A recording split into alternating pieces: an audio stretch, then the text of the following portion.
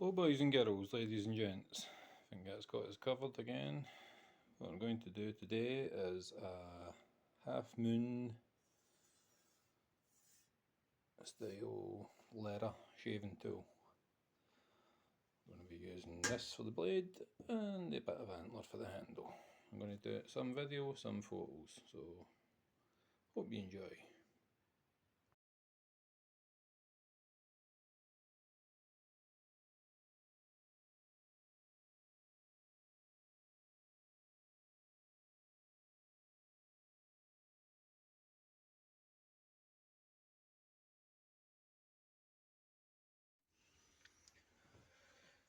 So boys and girls, that's us finished.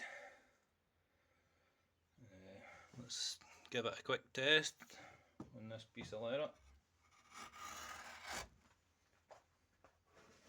Hello!